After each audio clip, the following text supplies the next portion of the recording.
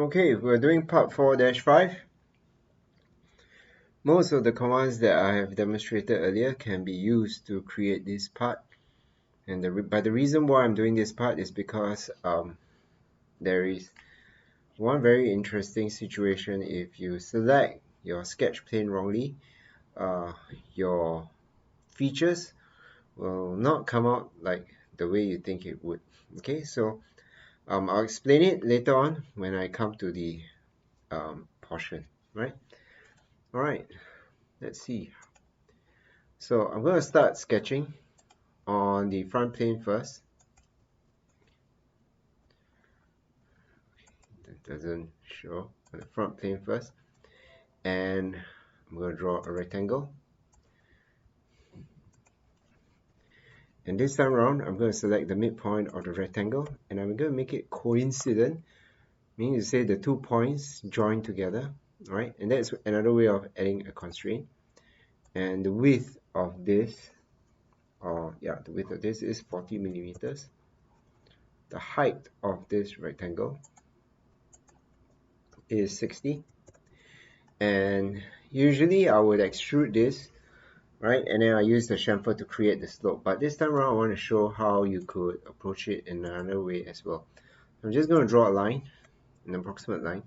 And I'm going to use these trim entities to trim away the excess lines. So I click trim, right? And I select trim to closest. So it trims away any extensions that I do not need. Okay. So what this does is like a little scissors that helps me to cut things away. Then I'm going to dimension this like according to the drawing, 16 millimeters. Next, I'm going to dimension the angle, and that will fully constrain the sketch, right? But there's no horizontal line over here because it's empty. So what I can do is I can select this line, I can select the horizontal line behind it, and then notice the angle is here. It's not correct, right? So you swing it over to this side, left click, and I say it's 60 degrees. Enter, and this is what I get. Okay, so I'll extrude boss mid plane, and I'll extrude to the distance of 64 millimeters. Okay, accept it. Next, I'll sketch the cutout, which is here, and this cutout is a rectangle cutout, and the vertical edge, this edge here, is aligned to this edge. Okay, line edge. I'll make it collinear. And I know the rectangle was a little bit big to begin with, so I'm going to reduce this down to 32 millimeters. Right, and this can be found in your drawing, right, from your end view, right, 32 millimeters. So you need to familiarize yourself with the drawing so that you can find the dimensions that you need. To the bottom is 8 millimeters, and to the top is 8 millimeters as well. Okay, now after this you can create extrude cutout, and it won't be through all, it'll be blind, and it'll be blind to a distance of 16 millimeters, and that's from your front view. Okay, when that is done, the next thing is to create a fillet, and the fillet radius is 6 millimeters, and I'll select all the corners.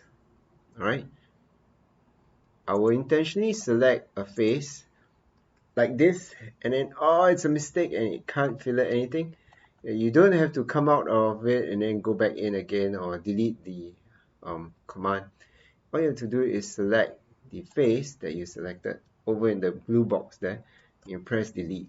Okay, so you can delete your selections and you can reselect them. Okay, so that's pretty helpful from SolidWorks. So if you can zoom in so that you don't accidentally select the face like this, select, you delete it, and you want to select the edge instead, which is here. Okay, once this is done, click accept. Then I'll use the mirror command like previously, and I'll use the front plane, and I will select both the cut extrude and the fillet. That's what I wanted, and the geometry. Okay, so this is all done. Next, I'm going to create the slot.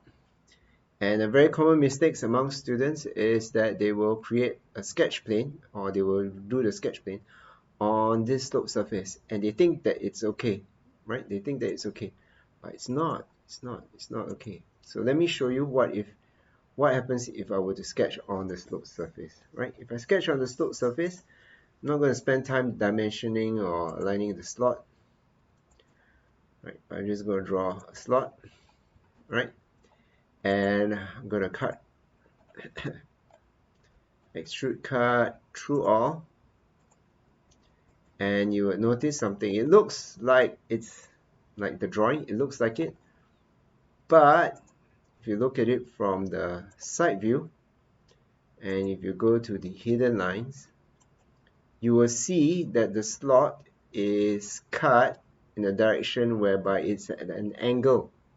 And the reason why it is as such is because the extrude cut is done perpendicular to the sketch plane. So your sketch plane is at an angle, so therefore it is perpendicular to the sketch plane, and that's why your slot has these dotted lines, right? These dotted lines show the edges of the slot. So if you were to go to your drawing, you see that the dotted lines or the hidden lines are supposed to be horizontal. So it's not supposed to be an angle like this. So this is wrong. Okay, so this is wrong. So what I'm going to do is I'm going to Control Z to undo it.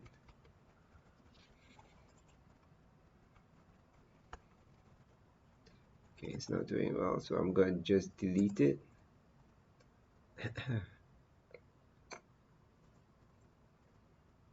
Yes to all. And now, if the slope surface is not where you should select your sketch, then where should you select your sketch plane? You should start your sketch plane from the back where it is flat, okay, flat and or more so perpendicular to the horizontal axis, right, or horizontal plane. So I'm going to do my sketch, select the back surface. This is where it's going to be, and then I'll draw my slot. Okay, I'll align the slot such that it is centered to this point, so I don't have to create an additional constraint, right? Go add in my dimensions, and this one is R8.